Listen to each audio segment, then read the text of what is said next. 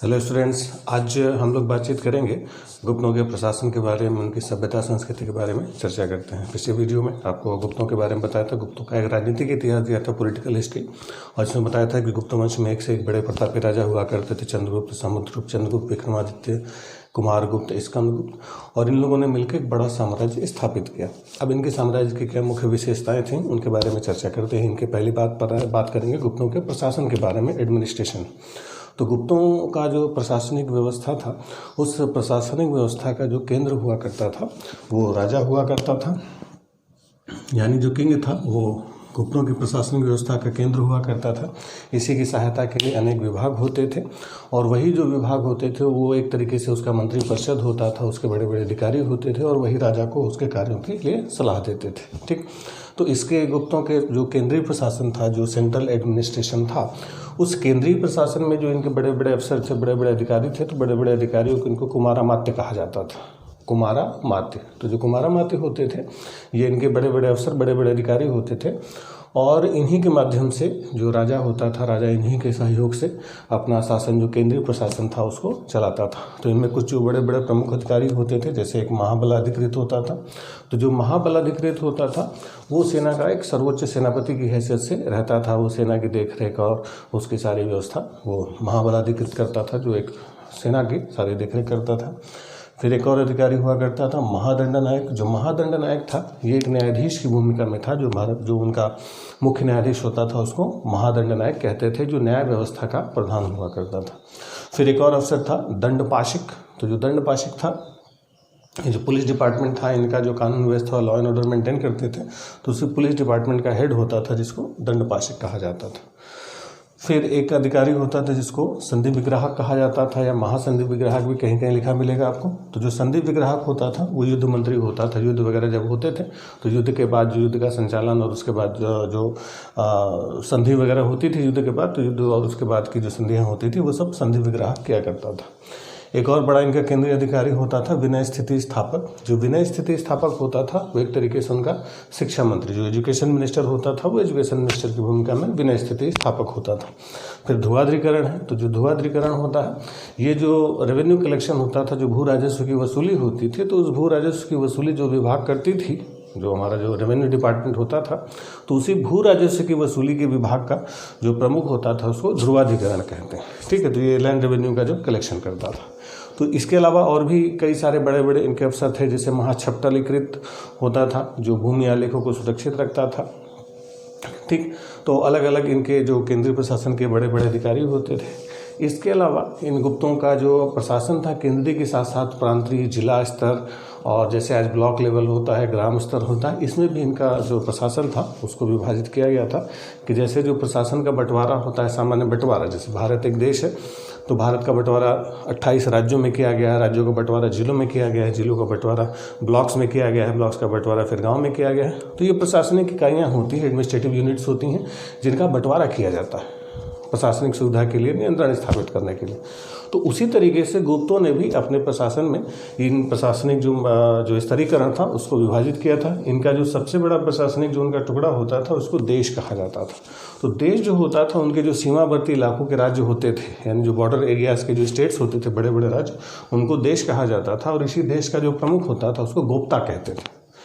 तो गोप्ता कौन होता था? इनके सीमावर्ती जो सबसे बड़े राज्य होते थे उनका प्रमुख गोप्ता कहा जाता था। फिर जैसे आज भारत में राज्यों का बंटवारा किया गया, वैसे जो इनके राज्य होते थे, जैसे वर्तमान में अगर लिखा जाए कि हमारे जो स्टेट हैं, राज्य हैं, तो स्टेट के रूप में आप किसको देख सकते हैं? भुक्ति। तो ये जो भुक्ति, जैसे उत्तर प्रदेश है, तो उत्तर प्रदेश क्या है? भुक्ति है उस समय की। ठीक, और इस भुक्ति का जो हेड होता था वो ऊपरी महाराज कहा जाता था। जैसे मान लीजिए यूपी का जो मुख्यमंत्री, तो वो स्थिति होती थी, वही ऊपरी महाराज सारी भुक्तियों पर नियंत्रण स्थापित करता था, सारी व्यवस्था देखता था। फिर जैसे आज हमारा जिला होता है, डिस्ट्रिक्ट होता है, वैसे इनका जो भुक्ति का विभाजन किया गया था वो विषयों में किया गया था। विषय यानी उस समय का जो जिला होता था उसको विषय कहते थे, और विषय का जो हेड होता था उसको विषयपति, जैसे डिस्ट्रिक्ट मजिस्ट्रेट होता है तो वैसे विषयपति होता था। ठीक, फिर आज जैसे ब्लॉक लेवल पर बंटवारा होता है, कई सारे गाँवों का समूह होता है, तो जो ब्लॉक लेवल का बंटवारा होता है, यानी विषय को कई सारे ब्लॉक्स में, यानी डिस्ट्रिक्ट को कई सारे ब्लॉक्स में बांटते हैं, तहसील में बांटते हैं, तो उसी तरीके से विषय का बंटवारा पेठ में किया गया था। कई सारे पेठ होते थे, पेठ कई सारे गाँवों का समूह होता था। फिर जो सबसे नीचे की इकाई होती थी, जो हमारा विलेज है, यानी जो गांव है, तो जो गांव होता था, गांव का जो हेड होता था उसको ग्रामपति या महत्तर कहा जाता था। यानी गांव का समूह पेट, पेट का समूह विषय, विषय का समूह भुक्ति। और जो किनारे वाले जो बड़े बड़े राज्य होते थे उनको ये लोग देश कहते थे। तो ये इनका जो प्रशासनिक विभाजन था ये गुप्तों ने बहुत ही व्यवस्थित ढंग से किया था, जिसमें सबसे बड़ी जो इनकी भूमिका होती थी वो भुक्ति की होती थी। भुक्ति का विभाजन, और जो उपरिक महाराज होते थे इनकी शक्तियाँ सर्वाधिक होती थीं, और यही राजा के बीच एक समझ लीजिए कि जनता से संपर्क का माध्यम बनते थे। इसको चाहे तो आप लिख सकते हैं या इसका स्क्रीनशॉट आप एक बार में ले सकते हैं।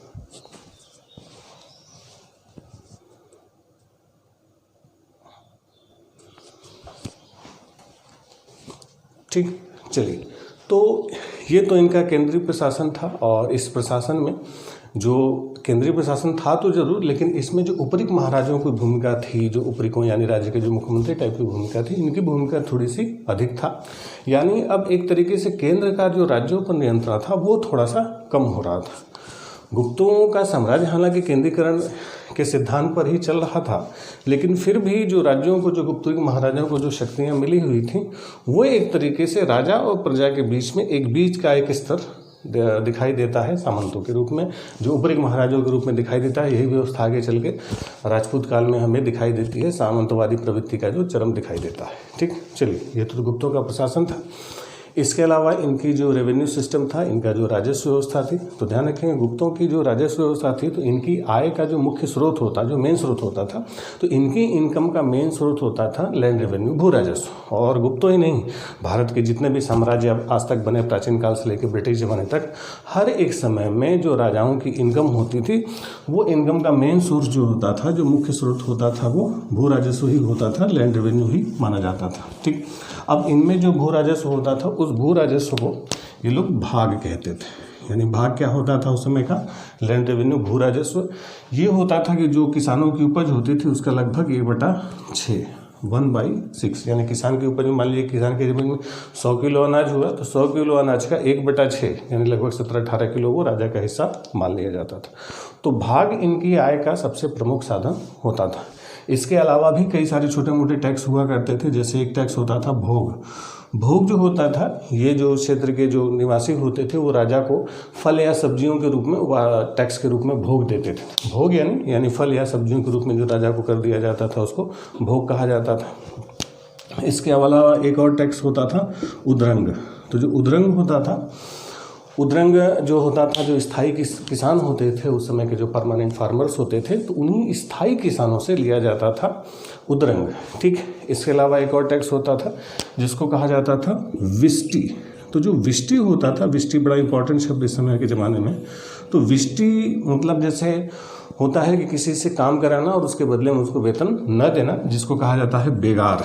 बेगार बटवाना कहते हैं ना, कि खाली आपसे काम कराया जा रहा है, उसके बदले में पैसा नहीं दिया जा रहा। यानी आप कह सकते हैं फ्री में आपको लेबर मिलना। निःशुल्क जो होते थे, निःशुल्क कर्मचारी काम करने वाले, यानी उनसे काम कराया जाता था, उनके बदले में पैसा। तो राजा या जो राज्य के लोग होते थे, जरूरत पड़ने पर विष्टि यानी लोगों से राज्य के रूप में, राज्य के सेवक के रूप में कार्य लिया करते थे, और उसके बदले में उनको कोई सैलरी नहीं देते थे। तो इसी को विष्टि कहा जाता है।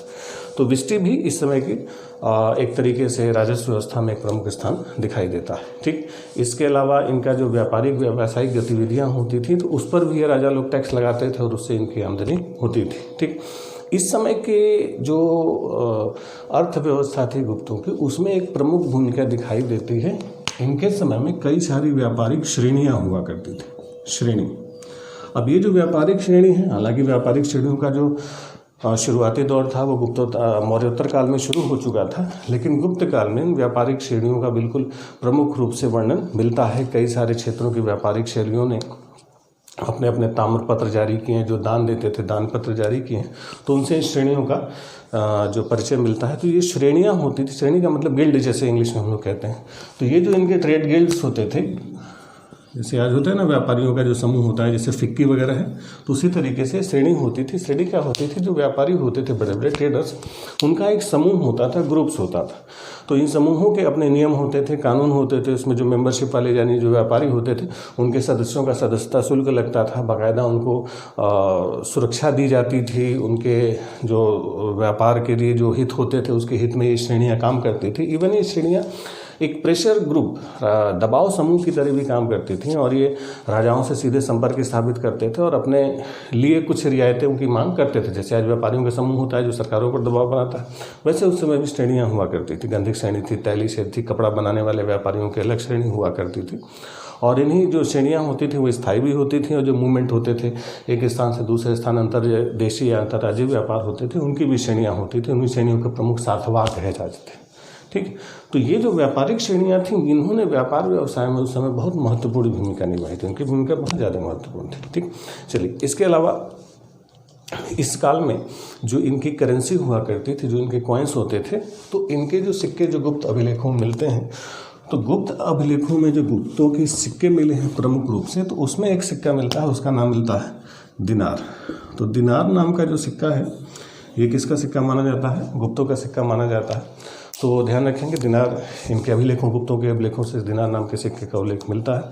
गुप्तों के काल में चांदी के सिक्के भी मिलते हैं और सोने के सिक्के भी बहुत भारी मात्रा में मिलते हैं। सोने के सिक्के सबसे ज़्यादा मिले हैं गुप्तों काल में, लेकिन सोने के सिक्कों की प्योरिटी यानी जो शुद्धता है वो वैसी नहीं है जैसा कि कुषाणों के काल में हम लोग देखते हैं, जो 1st सेंचुरी BC में पिछले वीडियोज़ में आपको बताया था। तो उस समय के जो गोल्ड होते थे वो बिल्कुल प्योर गोल्ड होते थे। इस समय जो गोल्ड कॉइन्स होते थे, जो सोने के सिक्के होते थे, ये जारी तो बहुत भारी मात्रा में किए, लेकिन उनकी जो प्योरिटी का लेवल था, उनकी जो शुद्धता का स्तर था, वो नहीं था जो मौर्योत्तर काल में हम लोग देखते हैं, पोस्ट मॉडर्न एज में देखते हैं, जो इंडो ग्रीक्स या कुषाणों ने जो सिक्के जारी किए, वैसे प्योर सिक्के नहीं थे। लेकिन सिक्कों में जो कलात्मकता थी वो बहुत ज़्यादा बढ़ गई थी, और सिक्कों में राजाओं की उपाधियाँ, राजाओं के शौक, जैसे आपको बताया था कि समुद्रगुप्त ने वीणा बजाते हुए सिक्के उसके मिले हैं समुद्रगुप्त के, या व्याघ्रहंता प्रकार के सिक्के मिलते हैं, या अश्वमेध के प्रकार के सिक्के मिलते हैं। तो सिक्कों पर कलाकृतियाँ और राजाओं की आकृतियाँ, ये सारी चीज़ें बहुत कलात्मक ढंग से उकेरी गई थी। ठीक, चलिए, तो ये तो इनकी राजस्व व्यवस्था की कुछ खास बातें थी।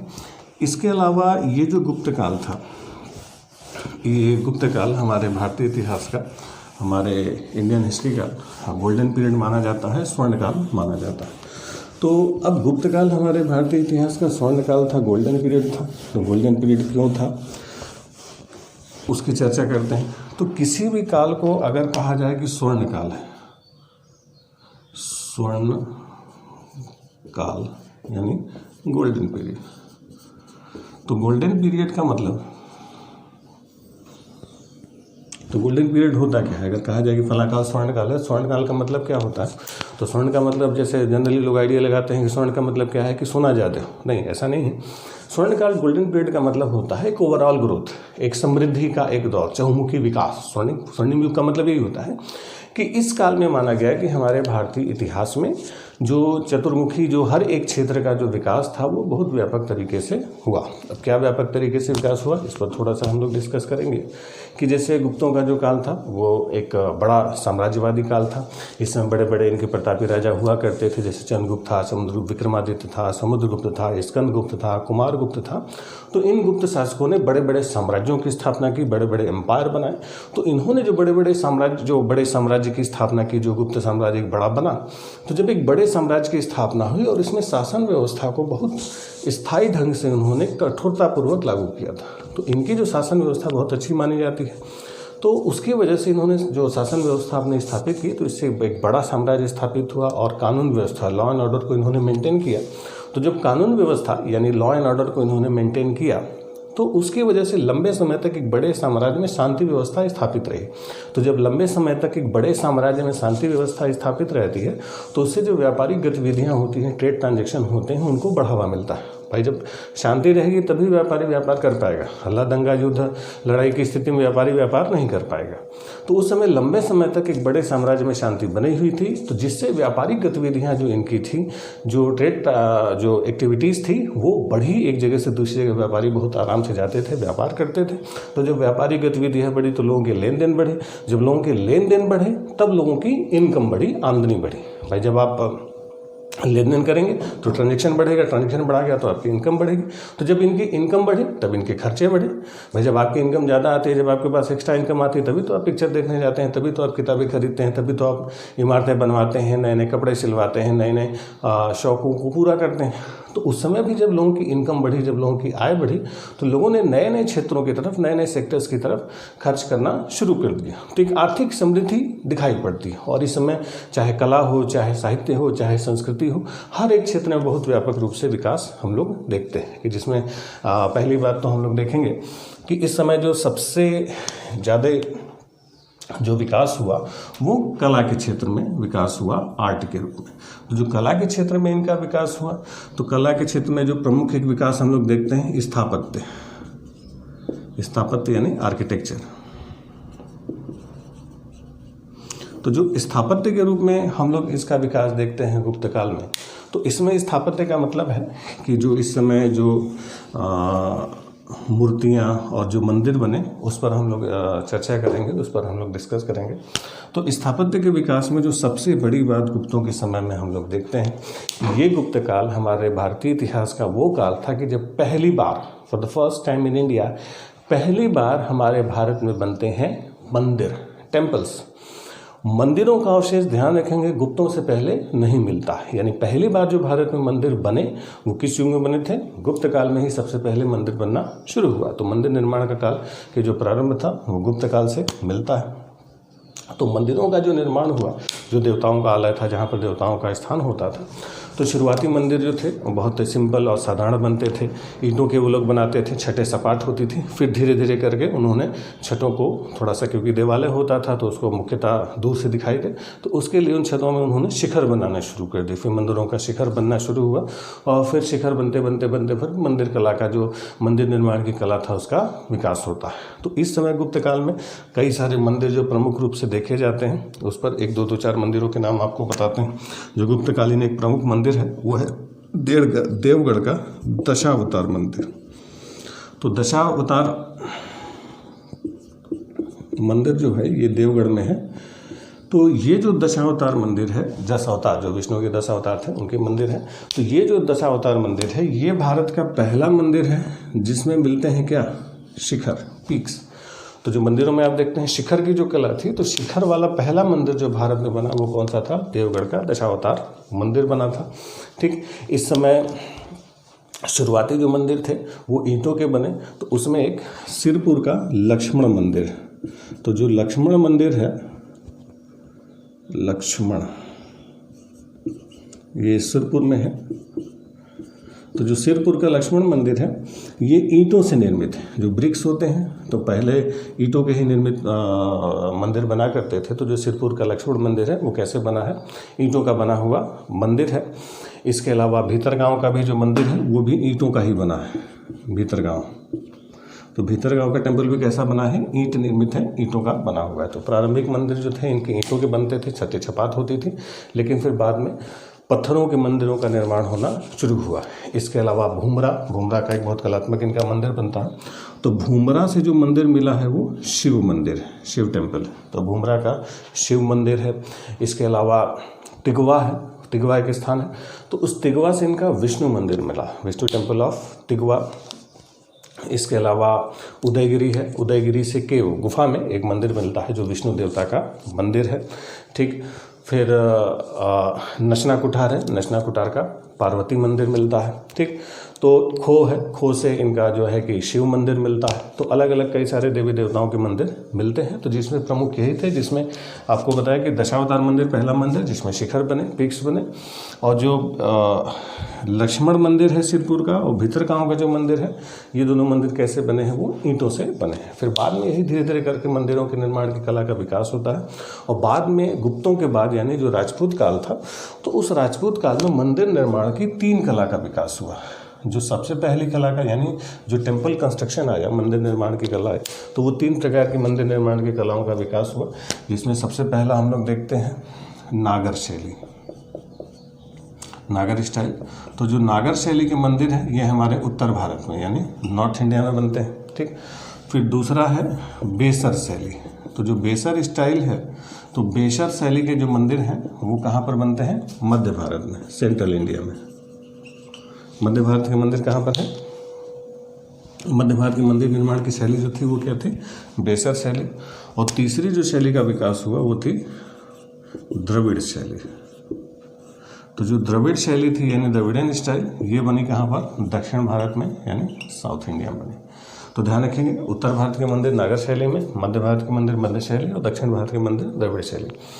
तो उत्तर से दक्षिण तक इन मंदिरों का जो विस्तार है उसमें कला का परिवर्तन हो गया है। तो जो बेसर शैली है वो समझ लीजिए कि इस नागर और द्रविड़ शैली का बीच का है, दोनों का मिक्सअप। तो दोनों का मिक्सअप कौन सा शैली डेवलप हुआ? बेसर शैली।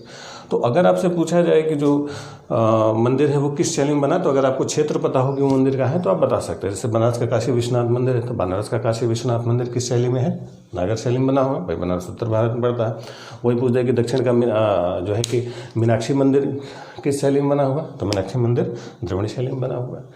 तो इस तरीके से अलग अलग मंदिर निर्माण की शैलियों का विकास हालांकि गुप्तों के काल के बाद में हुआ, लेकिन मंदिरों की जो शुरुआत थी वो गुप्त काल में ही मानी जाती है। ठीक, तो मंदिर कला का विकास यानी जो, और इसी के साथ जो मूर्तियां थी, मूर्तियों की कला का विकास भी अपने चरम पर पहुंचा। और इस समय देवी देवताओं की मूर्तियां प्रमुखता से बनाई गई। सभी देवताओं की, शिव की मूर्ति, ब्रह्मा की मूर्ति, विष्णु की मूर्ति, सारे जो 10 अवतार थे इन सब की मूर्तियाँ बनाई गई। और इस काल में जो बौद्ध और जैन धर्म थे, तो बौद्ध और जैन धर्म की मूर्तियों का भी अच्छा खासा विकास हुआ। और इनकी मूर्तियां बेसिकली जो मथुरा कला का विकास पिछली वीडियो में आपको बताया था, तो उसी मथुरा कला को आगे बढ़ाते हुए बुद्ध और महावीर की मूर्तियों का भी विकास हुआ। एक तरीके से गुप्त काल के जो बाकी ब्राह्मण धर्म की जो देवी देवताओं की मूर्तियां थी उनमें भी मथुरा कला का ही प्रभाव आप कह सकते हैं कि बिल्कुल आध्यात्मिक थे, बहुत शारीरिक स्वस्थता पर नहीं, बिल्कुल एक जो थी कि मानसिक रूप से एक शांति प्रदान करने वाली जो मूर्तियां थी वो इस समय बनती थी। उसमें आध्यात्मिकता दिखाई पड़ती है। जो गांधार कला में हम लोग देखते हैं शारीरिक स्वस्थता दिखाई देती है, जबकि मथुरा कला में आध्यात्मिकता। तो गुप्तों की जो मूर्ति थी, गुप्त काल की जो मूर्ति थी, वो इसी आध्यात्मिकता को ही प्रदर्शित करते हुए दिखाई पड़ती है। और इसी में सबसे बेस्ट, सबसे सर्वश्रेष्ठ जो गुप्त काल की मूर्ति जो मिलती है वो महात्मा बुद्ध की मूर्ति मिली है, जो सारनाथ के संग्रहालय में रखी हुई है। तो जो बुद्ध की सारनाथ के संग्रहालय में रखी हुई मूर्ति है वो पूरे विश्व में महात्मा बुद्ध की अब तक की सबसे बेहतरीन मूर्ति मानी जाती है। यानी इस काल में जो मूर्ति कला थी, जो स्टैचू था, वो अपने चरम पर पहुंचा। तो चाहे मूर्ति कला हो, चाहे स्थापत्य कला हो, इन सारी चीज़ों का विकास गुप्त काल में बहुत भारी मात्रा में हुआ। दूसरी बात करें कला में, जैसे मूर्ति कला की बात की, वही अगर बात करें चित्रकला, तो जो पेंटिंग थी, जो चित्रकला थी, तो चित्रकला की भी, तो जो चित्रकला था, तो इस चित्रकला का भी विकास गुप्त काल में हुआ। चित्रकला में जैसे हम लोग देखते हैं अजंता की गुफाएं, एलोरा की गुफाएं, बाघ गुफाएं। तो ये जो अजंता, एलोरा, बाघ की गुफाएं हैं, इनके ज़्यादातर चित्र गुप्त काल के ही माने जाते हैं। तो जो अजंता के चित्र हैं, तो अजंता में कुल 27 गुफाएं हैं, 27 केव्स हैं अजंता में। तो उसमें 3 गुफाएं ऐसी हैं जिसमें 16 नंबर, 17 नंबर और 19 नंबर। ये तीनों गुफाएं किस काल की हैं? गुप्त काल की। ठीक है, ध्यान रखेंगे, सारी गुप्त काल की नहीं हैं, केवल कौन सी हैं? 16, 17 और 19। बाकी सब उसके पहले और उसके बाद के हैं। अजंता गुफा जो एक समय में थी, बहुत लंबे समय तक बनी। तो इस अजंता की गुफाओं में कौन कौन सी? 16, 17 और 19 नंबर की गुफा जो थी ये गुप्त काल की मानी जाती है। और इसमें ज़्यादातर धार्मिक विषय, जो रिलीजियस चीज़ें हैं, उसी पर चित्रकारी मिलती है। और जो सबसे अच्छा जो कलात्मक चित्र माना जाता है, गुफा नंबर 17 में जो मरणासन राजकुमारी का चित्र है वो बड़ा कलात्मक माना जाता है। और जो बाघ की ये और जो एलोरा गुफाएं हैं, ये जैन धर्म से ज़्यादातर संबंधित थी। और जो बाघ गुफाएं हैं ये धार्मिक नहीं थी, ये लौकिक जीवन, जो प्रैक्टिकल हमारी लाइफ होती है उससे जुड़ी हुई गुफाएँ मानी जाती हैं बाघ की गुफाएँ। ठीक, चलिए, तो इस समय जो चित्रकला थी, चाहे मूर्ति कला थी, हर एक क्षेत्र में व्यापक रूप से विकास हुआ। इस गुप्त काल में जो सबसे ज़्यादा विकास हुआ, सबसे ज़्यादा हम लोग जो डेवलपमेंट देखते हैं वो साहित्य के क्षेत्र में देखते हैं, लिटरेचर। और लिटरेचर साहित्य में भी स्पेशली जो संस्कृत साहित्य है, और किसी मामले में गुप्त काल स्वर्ण काल हो या ना हो, इस पर थोड़ा बहुत विवाद इतिहासकारों में है। लेकिन लिटरेचर के मामले में, स्पेशली संस्कृत लिटरेचर के मामले में, गुप्त काल हमारे भारतीय इतिहास का स्वर्ण काल है। इसके मामले में किसी इतिहासकार को कोई डाउट नहीं, ये सर्वमान्य, क्योंकि जितनी ज़्यादा संस्कृत किताबें गुप्त काल में लिखी गई उतना कभी भारत में नहीं लिखा गया। तो संस्कृत का समझ लिया कि एकदम चरम हो चुका था। तो इस समय जितने साहित्य लिखे गए स्पेशली संस्कृत के, वो हमारे भारत में कहीं नहीं लिखे। स्पेशली जैसे हम बात करें कालिदास की, तो कालिदास के जो बड़े बड़े जो कृतियां हैं, जैसे मालविका अग्निमित्रम है, मालविका और अग्निमित्र की प्रेम कथा बताई गई। विक्रम और उर्वशी है, विक्रमादित्य और उर्वशी की प्रेम कथा बताई गई। अभिज्ञान शाकुंतलम है कि राजा दुष्यंत और शकुंतला की प्रेम कथा है। फिर ऋतु संहारम है, मेघदूतम है, कुमार संभव है, रघुवंशम है।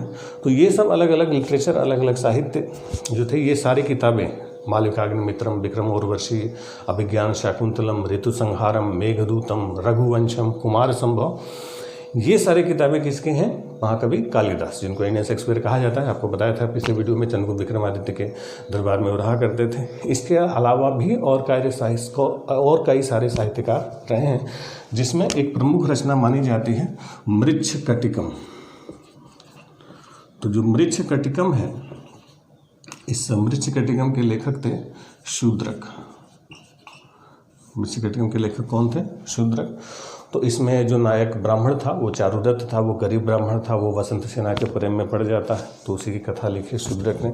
इसके अलावा एक और पुस्तक मिलती है जो बहुत, देवी चंद्रगुप्तम। देवी चंद्रगुप्तम, ठीक। तो जो देवी चंद्रगुप्तम है, ये विशाख दत्त का नाटक है, विशाख दत्त, देवी चंद्रगुप्तम। तो इसमें देवी चंद्रगुप्तम में, जैसे पिछले वीडियो में बताया था कि रामगुप्त के बारे में बताया गया कि चंद्रगुप्त विक्रमादित्य ने कैसे अपने भाई से अपनी सत्ता का अधिग्रहण किया था और अपनी भाभी शादी की थी, ठीक। इसके अलावा मुद्रा राक्षस,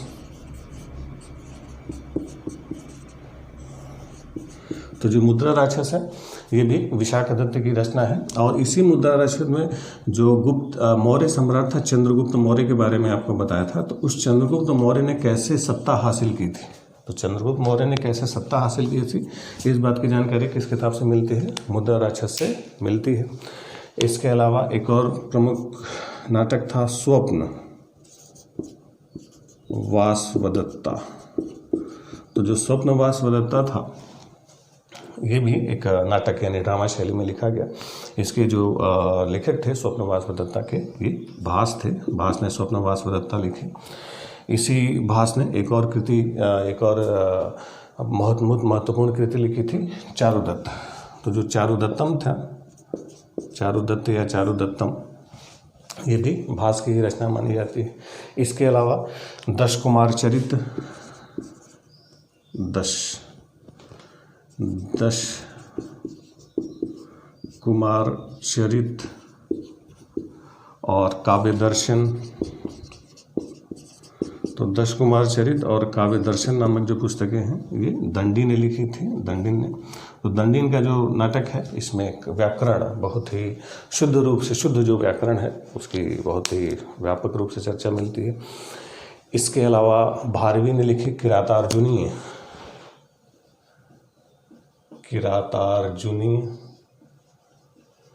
ये जो किरातार्जुनीय पुस्तक है, ये भारवी की रचना है। तो इस किरातार्जुनीय में किरात वेशधारी शिव और अर्जुन के बीच संघर्ष दिखाई देता है। तो जो किरात वेशधारी शिव और अर्जुन के बीच संघर्ष का जो नाट्य रूप में वर्णन किया है, वो भारवी। ये सारे नाटक हैं, ड्रामाज हैं, ठीक है। इसके अलावा वत्स भट्टी ने रावणवध। तो रावणवध नामक किताब थी, वो किसने लिखी? वत्स भट्टी ने, रावणवध, वत्स भट्टी, ठीक। फिर और भी कई सारी पुस्तकें इस काल की मानी जाती हैं, जैसे बृहद संहिता थे, बृहद संहिता वारामिहिर ने लिखी। पंचतंत्र एक प्रमुख पुस्तक है। तो जो पंचतंत्र है, इसके जो रचयिता थे ये थे विष्णु शर्मा। तो विष्णु शर्मा ने क्या लिखी थी? पंचतंत्र। तो ये जो इस समय के जो बड़े बड़े साहित्य थे, ये सब संस्कृत साहित्य थे। लेकिन इन साहित्यों में एक समस्या देखी जाती है कि ज़्यादातर जो साहित्य थे वो अपर क्लास के थे, यानी राजाओं के, रानियों के, इन्हीं दरबारी चित्रण, बड़े बड़े व्यापारियों की कहानी मिलती है। इसमें आम जनता की स्थिति को बहुत ज़्यादा नहीं दिखाया गया। इसमें केवल एक पुस्तक है, मृच्छकटिकम, जो शूद्रक की रचना है। तो इस मृच्छकटिकम में एक गरीब ब्राह्मण जो था चारुदत्त के बारे में बातचीत की गई है। उसको नायक माना गया है, जो गरीब है। नहीं तो ज़्यादातर में आप नायक देखेंगे बड़े बड़े राजा या देवी देवताओं को ही माना गया है। आम आदमी या आम जनता या गरीब मजदूर या शूद्र वर्ग इनमें नहीं मिलता। ये एक गुप्तकालीन साहित्यों की समस्या देखी जाती है। और दूसरी एक और समस्या है कि इसमें भी वर्ण व्यवस्था यानी जो हमारी जाति व्यवस्था थी उसका ध्यान रखा गया था कि इसमें जितने भी इनके जो कैरेक्टर्स होते थे तो इसमें जो ब्राह्मण कैरेक्टर होते थे तो ब्राह्मण क्षेत्र होते थे वो संस्कृत बोलते थे और जो शूद्र होते थे वो पाली भाषा में बोलते थे। तो ये दिखाया जाता है कि ब्राह्मणों और शूद्रों की स्थिति में कितना अंतर इस काल में दिखता है कि ब्राह्मण लोग होंगे वो विद्वान होंगे तो अच्छी भाषा में बोलेंगे, संस्कृत जो देवताओं की भाषा है, और आम जनता जो शूद्र है जो गरीब लोग हैं वो पाली में बात करते हैं। तो इसमें भी पूरा एक क्लास डिफरेंस जिसको बोलते हैं वर्ग विभेद, ये बहुत साफ साफ इस गुप्तकालीन साहित्यों में हमें दिखाई पड़ता है। ठीक, चलिए अब इसके अलावा ये जो गुप्तकालीन साहित्य यानी और इस साहित्यों में जो सबसे बड़ा साहित्य हमारा भंडार जो तैयार हुआ वो थे हमारे दोनों महाकाव्य, रामायण और महाभारत। तो ध्यान रखेंगे जो रामायण और महाभारत हमारे महाकाव्य हैं, तो इस रामायण और महाभारत का जो रचना काल है ये इसी गुप्त काल का माना जाता है। यानी गुप्त काल में ये पूरी हुई थी, गुप्त काल में लिखी नहीं गई थी, इसकी रचना काल माना जाता है। Ramayan Mahabharat 1st century BC यानी प्रथम शताब्दी ईसा पूर्व से लिखे जाने प्रारंभ हुई और गुप्त काल तक आते आते पूरी होगी। और इनका रचना काल लगभग 350 से 400 साल माना जाता है कि 350 से 400 साल लगे इनको पूरा होने में, जिसमें रामायण महाभारत की तुलना में थोड़ी पुरानी है, महाभारत थोड़ा बाद का है। तो इन महाकाव्यों का भी विकास हुआ। विकास होने का मतलब है कि जैसे महाभारत था तो महाभारत को पहले संहिता बोलते थे, उसमें कुछ 100 श्लोक था, फिर उसका नाम हुआ जय संहिता। जय संहिता में कुछ 1000 श्लोक हुए, फिर जय संहिता से भारत हुआ, भारत में 10,000 श्लोक हुए, फिर भारत से ये महाभारत हुआ जिसमें फिर 1 लाख श्लोक हुए। तो यही महाभारत जो है इसका पहले नाम क्या था? जय संहिता था। तो संहिता से जय संहिता से जय संहिता से भारत, भारत से फिर महाभारत। तो ये क्रमशः एक क्रमिक हमारे समाज का जो विकास है, डेवलपमेंट है, वो दिखाता है ये महाभारत। समाज का विकास का मतलब है कि जैसे जैसे हमारे समाज विकसित होता चला गया उसमें नई नई चीज़ें जुड़ती चली गई, तो उन्हीं चीज़ों को हमारे इस जो महाकाव्य हैं उनमें जोड़ते चले गए और कहानियाँ जुड़ते लगभग 350-400 साल में ये महाकाव्य तैयार हुए। तो जो रामायण और महाभारत हम लोग पढ़ते हैं, टीवी सीरियल भी आजकल टीवी पर चल रहा है, तो इन रामायण महाभारत में जो हमें दिखाई पड़ता है, जो हमें समझ में आता है, तो उसमें सबसे ज़्यादा जो शिक्षा हमें मिलती है वो इस समाज के बारे में हमें जानकारी मिलती है कि समाज में इतनी जो चुनौतियां हैं, समाज में इतने सारे जो कार्य हैं, उनको समन्वित करते हुए कैसे हम अपने समाज को लेके आगे जाएंगे, हमारा जीवन कैसे आगे जाएगा। ये रामायण और महाभारत और कुछ नहीं, हमारे जीवन को दिखाता है कि हमारे जीवन में क्या क्या समस्याएं आ सकती हैं और कैसे उन समस्याओं से जूझते हुए हम आगे जा सकते हैं। ठीक, तो हमारे जीवन के जितने भी पहलू हैं, जितने भी पक्ष हैं, जितने भी एस्पेक्ट्स हैं, उन सारे की चर्चा इस रामायण और महाभारत जैसे महाकाव्यों में मिलती है कि जैसे दोस्त कैसा हो, दुश्मन कैसा हो, युद्ध कैसा हो, मंत्री कैसा हो, राजा हो, शत्रु हो, सबके बारे में बहुत विस्तार से चर्चा की गई है। ठीक, अगर कोई अच्छा कैरेक्टर है तो उसके अंदर भी कुछ कमजोरियाँ बताई गई हैं कि, और जो खराब कैरेक्टर है, जैसे रामायण में रावण नाम का एक कैरेक्टर, वो बहुत खराब कैरेक्टर है, लेकिन उसके अंदर भी कुछ अच्छी बातें डाली गई हैं कि वो भी पूजा करता है, वो भी भक्त है, वो भी यज्ञ वगैरह करता है, ठीक, पूजा पाठ करता है। तो जो बुरा है उसके अंदर कुछ अच्छी बात है, जो अच्छा है उसके अंदर कुछ बुरी बात है। तो कोई सबसे अच्छा नहीं है, कोई सबसे बुरा नहीं, अच्छे के अंदर बुरी, बुरी के अंदर अच्छी, सारी चीज़ों को लेकर समाज को कैसे हम आगे बढ़ें, यही चीज़ें इस रामायण और महाभारत की कहानियों में हमें बताया जाता है। ठीक, तो ये चीज़ें जो थी ये गुप्तकालीन साहित्य को, अपने गुप्तकालीन साहित्य के चरम को दिखाते हैं। जो पीक था, जो जेनिथ था, वो इसी साहित्यों के माध्यम से हमें पता चलता है कि इस समय का समाज किस स्तर तक पहुँच चुका था। ठीक, चलिए, ये तो रही गुप्तकालीन साहित्य की बात। अब इस गुप्तकाल के समाज की बात करें, सोसाइटी की बात करें, तो गुप्तकालीन समाज में महिलाओं की स्थिति में हम लोग गिरावट देखते हैं। हालांकि कुछ महिलाओं की स्थिति थोड़ी डिक्लाइन करती है, गिरावट देखी जाती है। हालांकि कुछ महिला विदुषियों के नाम मिलते हैं, जैसे जो विद्योत्मा नाम की विदुषी मिलती है जो कालिदास से शास्त्रार्थ करती है। ठीक है, तो 1-2 विदुषियों का नाम मिलता जरूर है, लेकिन उस समय 1-2 महिलाओं का व्याख्या कर देने से पूरे समाज में महिलाओं की स्थिति के बारे में व्याख्या करना थोड़ा सा मुश्किल हो जाता है। लेकिन महिलाओं के ऊपर जो प्रतिबंध थे, जो सती प्रथा थे, जो पर्दा प्रथा थी, ठीक है, तो ये सारी चीज़ें अब दिखाई पड़ते हैं। महिलाओं की शिक्षा दीक्षा में भी अब कमी के लक्षण दिखाई पड़ते हैं, यानी महिलाओं की स्थिति में ऋग्वैदिक काल की तुलना में काफ़ी गिरावट इस काल में आती है। इस काल में हमारे समाज में जो जाति व्यवस्था थी, जो कास्ट सिस्टम था, वो अपनी पूर्णता को प्राप्त करता है। आपको बताया था कि जाति व्यवस्था थी, जो कास्ट सिस्टम था वो ऋग्वैदिक काल में नहीं था, उत्तर वैदिक काल यानी 1000 BC में शुरू हुआ। पहले बताया था 4 वर्ण थे, 4 वर्ण फिर 4 जातियाँ बनी, ब्राह्मण, क्षत्रिय, वैश्य, शूद्र। फिर धीरे धीरे करके जातियों में नई नई उपजातियों का विकास हुआ। तो ढेर सारी जो जातियों का विकास हम लोग देखते हैं उत्तर वैदिक काल में, पोस्ट वैदिक एज में, जो पिछले वीडियोस में आपको बताए थे, उनकी जो शुरुआत होती है वो गुप्त काल तक आते आते पूरी हो जाती है। यानी यहाँ तक हमारा जो समाज था, हमारी जो सोसाइटी थी, उसका जो कास्ट सिस्टम था वो बिल्कुल मैच्योर, परिपूर्ण हो चुका था।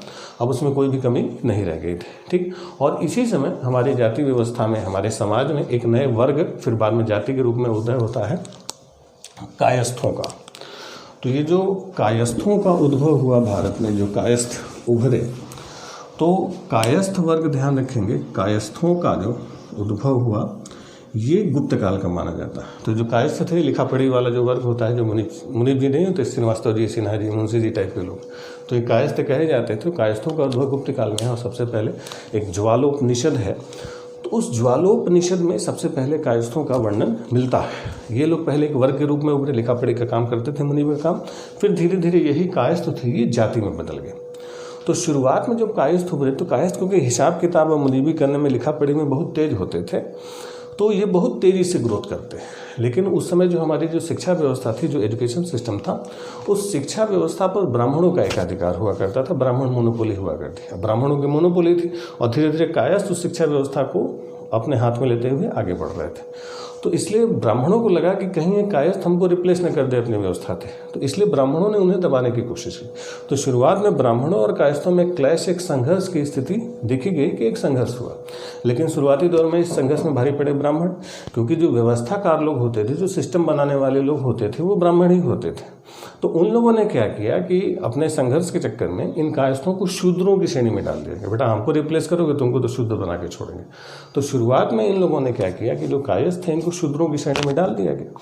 लेकिन फिर बाद में कायस्थों ने धीरे धीरे अपने आप को अपग्रेड किया और अपनी स्थिति को बड़ा किया। अब क्योंकि जो मुनीब जी हैं वो किसके पास बैठेंगे, वो सेठ जी के पास ही बैठेंगे। तो सेठ जी के पास बैठ के हिसाब किताब लगाएंगे। जब हिसाब किताब लगाएंगे तो उनको बताएंगे ना कि भाई आपके बगल में हम हिसाब किताब दे रहे हैं और हमको बताइए सब शूद्र बना के छोड़े हैं। या खजांची हो राजा साहब के बगल में बैठ के, राजा के बगल में बैठ के हिसाब किताब देगा। अब राजा साहब के बगल में हिसाब किताब देगा तो उनको भी तो समझाएगा भाई, उनका संपर्क हमेशा उच्च वर्ण से होता था। तो इसलिए धीरे धीरे कायस्थों ने अपने आप को अपग्रेड किया और वो अपने आप को वैश्यों की श्रेणी तक लेके आए।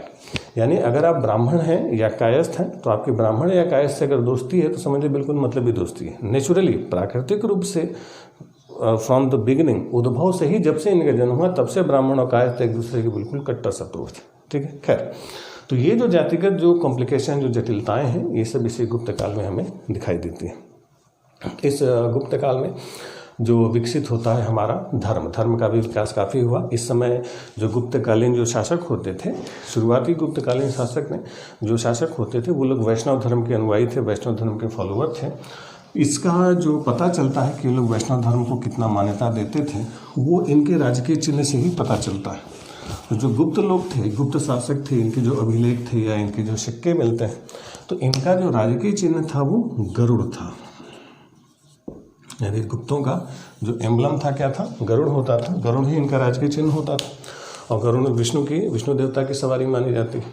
तो इसलिए जो प्रारंभिक गुप्त शासक थे वो लोग वैष्णव थे। बाद में कुछ एक जो गुप्त शासक थे, स्कंदगुप्त वगैरह, वो शिव थे। बौद्धों को, यानी बौद्ध धर्म को, इन गुप्त शासकों ने, प्रारंभिक गुप्त शासकों ने, जो बड़े साम्राज्य निर्माता रहे, उन लोगों ने ज़्यादा प्रश्रय नहीं दिया। यानी इस समय बौद्ध धर्म के बजाय जो वैष्णव धर्म था उसको ज़्यादा प्रभावशाली ढंग से ये लोग विस्तार देते हैं। ठीक, और इसमें भी जैसे जो वासुदेव धर्म था, वासुदेव जो 1st सेंचुरी BC में वासुदेव धर्म का जो उद्भव होता है, तो उसी में बाद में विष्णुकुल के कृष्ण का उदय होता है। और फिर बाद में गुप्त काल तक आते आते कृष्ण का जो समन्वय है वो विष्णु के साथ कर दिया जाता है और विष्णु के एक अवतार के रूप में दिखाई पड़ता है। और फिर 6th सेंचुरी आते आते, 6वीं शताब्दी ईसा पूर्व आते आते, ये जो कृष्ण थे और विष्णु थे, ये त्रिदेव में शामिल हो जाते हैं। जो त्रिदेव की संकल्पना हम सुनते हैं, ब्रह्मा विष्णु महेश, ठीक, तो जो त्रिदेव की परिकल्पना है ये हमारे यहाँ कब आई, 6th सेंचुरी में आई, 6वीं शताब्दी ईस्वी में आती है। ठीक है। तो इसमें जो विष्णु शामिल होते हैं वो लगभग 6वीं शताब्दी ईसा पूर्व तक आ जाते हैं, ठीक। और इसी गुप्त काल में विष्णु की जो अवतार की परिकल्पना थी, जो 10 अवतार थे, ये सब इसी काल में दिखाई पड़ते हैं। तो जो देवी देवताओं के जो विकास का काल था वो इसी गुप्त काल को ही माना जाता है। तो वर्तमान समय के जितने भी देवी देवता आप देखते हैं, इन सब का विकास इसी गुप्त काल में हम पाते हैं, ठीक है। तो इस समय तक आते आते हमारे देवी देवताओं का विकास पूरा होता है। और इसी काल में जो एक हिनोथिज्म की प्रवृत्ति जो देवताओं में दिखाई देती है, यानी ढेर सारे देवी देवता होते थे, तो जिस देवता की ये लोग पूजा करते थे उसी को सर्वश्रेष्ठ मानते थे और बाकी देवताओं को उनसे हीन समझते थे। अभी जैसे जिस देवता की पूजा करेंगे, जब गणेश देवता की पूजा करेंगे तो गणेश को सर्वश्रेष्ठ माना जाता है, बाकी लोगों को उनसे कमतर रखा जाता है। या जब शिव की उपासना करते हैं तो शिव को सर्वश्रेष्ठ माना जाता है। तो जिस देवता की पूजा करना उसी को सर्वश्रेष्ठ मानना, ये चीज़ों की जो प्रवृत्ति थी हिनोथिज्म कही जाती है। और ये जो हिनोथिज्म था ये गुप्त काल में बहुत प्रभावशाली ढंग से हमें दिखाई पड़ता है, ठीक। चलिए, अब ये जो गुप्तकालीन जो व्यवस्था थी, इसमें जो हम लोग चाहे अर्थव्यवस्था देखें, चाहे समाज देखें, चाहे धर्म देखें, चाहे कला संस्कृति देखें, चाहे साहित्य देखें, हर एक क्षेत्र में व्यापक विकास हुआ। लेकिन गुप्तों के काल की जो सबसे बेहतरीन चीज़ थी वो इनके लोगों की जो सबसे बेस्ट इनको गोल्डन पीरियड बनाती है, वो थी इस काल के लोगों की जो सोच थी, जो थिंकिंग थी। गुप्तकालीन लोग समाज जो था, गुप्तकालीन जो लोग थे, इनकी सोच जो थी बहुत प्रोग्रेसिव सोच थी। प्रोग्रेसिव सोच का मतलब होता है प्रगतिशील। ये अपने से समय के आगे की सोचते थे। आगे की सोचने का मतलब है जैसे वर्तमान समय में हमारे आप बड़े बुजुर्गों से बात करेंगे तो वो लोग थोड़ा पीछे चले जाते हैं, भूतकाल में, पास्ट टेंस की बात करते हैं। आप किसी बड़े बुजुर्ग से बात करेंगे, 10 मिनट बात करेंगे, 11 मिनट पहुँच जाएंगे, हमारा ज़माना बड़ा अच्छा था, पुराना ज़माना बड़ा अच्छा था, ये ज़माना तो बिल्कुल बेकार है, आगे वाला ज़माना तो बिल्कुल सड़ा हुआ है, ख़त्म है, आगे तो कुछ है नहीं, बिल्कुल अंधेरा दिखाई दे रहा है, ठीक। तो जो भूतकाल में चले जाते हैं ना, पास्ट टेंस, तो भूत टाइप के लोग होते हैं, उनको भूतकाल में ही बड़ा मजा आता है। जैसे कहा जाता है ना, गाँव देहात में कि जो भूत होते हैं, भूतों के पैर उल्टा होते हैं। तो भूत टाइप के लोग होते हैं जो पुराने ज़माने को बड़ा अच्छा मानते हैं, आगे के ज़माने को लोग कुछ नहीं मानते, वर्तमान ज़माना तो उनके लिए बेकार होता है। लेकिन गुप्त काल में ऐसा नहीं था। गुप्तकालीन जो लोग थे, जो वो बहुत प्रोग्रेसिव, प्रगतिशील, यानी अपने से पहले की नहीं, अपने से बाद की सोचते थे। यानी इनका जो सोच थी, जो इनकी विचार थी, वो सब बाद के दिखाई देते हैं। फ्यूचरिस्टिक इनका अप्रोच दिखाई पड़ता है। इस समय जितने भी पुराण लिखे गए, पुराण सब भविष्य काल में लिखे गए, फ्यूचर टेंस में लिखे गए, यानी जो बाद के समय में होने वाला है वो चीज़ें लिखी गई। तो इससे इनके प्रगतिशील अप्रोच की चर्चा मिलती है, प्रोग्रेसिव अप्रोच हमें दिखाई पड़ता है। प्रोग्रेसिव अप्रोच का मतलब है कि जैसे इस समय के साहित्यों में हम लोग पाते हैं कि जैसे रामायण में हम लोग देखते हैं कि रामचंद्र जी लंका से फाइनली अयोध्या लौटते हैं। अब रामचंद्र जी लंका से अयोध्या लौटते हैं तो भले ही किसी साधन से लौट के आए हैं, लेकिन उसमें व्याख्या की गई कि उड़न खटोले की परिकल्पना की गई कि वो उड़न खटोले में उड़ के अपने परिवार के साथ एक जगह से लंका से अयोध्या वापस आते हैं। अब ये कॉन्सेप्ट उस समय भले ही प्रैक्टिकल पॉसिबल नहीं था, लेकिन आज हवाई जहाज़ों में, एयरप्लेन्स में, हेलीकॉप्टर्स में हम उड़ के एक जगह से दूसरी जगह पहुँच सकते हैं, ठीक। या आप देखते हैं कि महाभारत में अर्जुन एक तीर मारते हैं, एक तीर में से 50 तीर निकलता है और 50 तीर निकल के अलग अलग लोगों को जाके हिट करता है।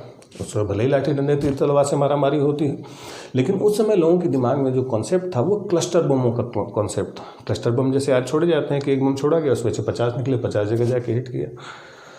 तो भले ही तीर तलवार चलता था, लेकिन दिमाग में क्लस्टर बम का कॉन्सेप्ट चलता है। या रामायण में आप देखते हैं कि रामचंद्र जी तीर का संहार करते हैं कि समुद्र से नाराज़ हो जाते हैं कि समुद्र को मारेंगे, और जैसे तीर का संहार करने वाले आते तब तक समुद्र आके माफ़ी मांग लेता, सॉरी बोल देता कि गलती हो गई, माफ़ कर दीजिए, ठीक। लेकिन उसके बाद उन्होंने तीर छोड़ा और उसका टारगेट चेंज कर दिया। पहले समुद्र टारगेट था, अब उसका टारगेट चेंज कर दिया, यानी हथियार फेंकने के बाद उसका टारगेट चेंज कर दिया गया। अब उस समय भले प्रैक्टिकली ना पॉसिबल हो, लेकिन आज के समय में प्रैक्टिकली पॉसिबल है। ये गाइडेड मिसाइलें होती हैं कि कैसे एक जगह से कैसे टारगेट मिसाइलें छोड़ी जाती हैं और टारगेट चेंज होने के बावजूद मिसाइलें अपने टारगेट को ढूंढ के हिट करती हैं। तो उस समय भी गाइडेड मिसाइलों का कॉन्सेप्ट लोगों के दिमाग में कहीं ना कहीं चल रहा था। तो ये उनके वैज्ञानिक सोच, प्रोग्रेसिव सोच के बारे में दिखाई पड़ता है। आप कालिदास का पढ़ेंगे मेघदूतम, तो कालिदास मेघदूतम बताता है कैसे विरहिणी अपना संदेश बादलों को दूत बना के वायु के माध्यम से उत्तर से दक्षिण तक अपना संदेश भेजती है, और जिसको वो अपना संदेश भेजती है एग्जैक्टली उसी को संदेश सुनाई देता है, और बादल वायु के माध्यम से उसका संदेश वापस लेके आते हैं और वापस इस विरहिणी को, दक्षिण में बैठे विरही के संदेश को ये सुनाते हैं उनके कान में। तो जिसको भेजा जाता है केवल वही सुनता है, और उत्तर में बैठा हुआ विरहिणी दक्षिण में बैठे हुए अपने विरही से बिल्कुल साफ साफ बातचीत करते हैं। मोबाइल पे लोग बातचीत कर रहे थे। और अंतिम दृश्यों में जो मेघदूतम दिखाता है कि दक्षिण से बादल वापस आते हैं और विरहिणी को बिल्कुल वैसे ही दृश्य बादल बनते हैं और विजुलाइज करते हैं कि दक्षिण में क्या सीन चल रहा था, जैसे हम लोग वीडियो कॉलिंग करते हैं। तो ये चीज़ें भले ही उस समय प्रैक्टिकली पॉसिबल ना हो, लेकिन लोगों के दिमाग में ऐसी चीज़ें थी जो उस समय लोगों ने लिखी, जो आज 1700-1800 साल बाद वो चीज़ें हकीकत में बदल पाई है, वो चीज़ें हमें प्रैक्टिकली दिखाई पड़ती हैं। तो ये लोग अपने ज़माने के पीछे नहीं चलते थे, हमेशा अपने से 1600-1700 साल बाद के चलते थे। ठीक, जैसे आज के ज़माने के लोग हैं, बड़े बुजुर्गों से बात करेंगे, थोड़ी सी बात करेंगे, फिर बोले हमारा ज़माना तो बड़ा अच्छा था, अभी का ज़माना तो बिल्कुल बेकार है, आगे का ज़माना बिल्कुल ख़राब है। तो ऐसे भूत टाइप के लोग होते हैं जो भूतकाल में जिंदा रहना पसंद करते हैं, जबकि जीवन क्या है, भविष्य में है, फ्यूचर में है, आपको आगे चलना। तो आगे का जीवन हमें आगे को अच्छा बनाना होगा। ठीक है, तो इसीलिए इस गुप्त काल को हमारे भारतीय इतिहास का क्या कहा जाता है, स्वर्ण काल कहा जाता है, गोल्डन पीरियड कहा जाता है। ठीक, अब इसी गुप्त काल के बाद फिर से भारत की जो केंद्रीय सत्ता थी, बड़ा साम्राज्य था, वो गुप्तों के बाद टूट के बिखरा और भारत कई सारे छोटे छोटे टुकड़ों में बटा। अब वो छोटे छोटे टुकड़ों में बटा, फिर क्या हुआ, कैसे राजनीतिक विकेंद्रीकरण हुआ, इसके बारे में हम लोग अगले वीडियो में चर्चा करते हैं। आज के लिए इतना ही, अगले वीडियो में हम लोग मिलते हैं गुप्तों के बाद। Thank you.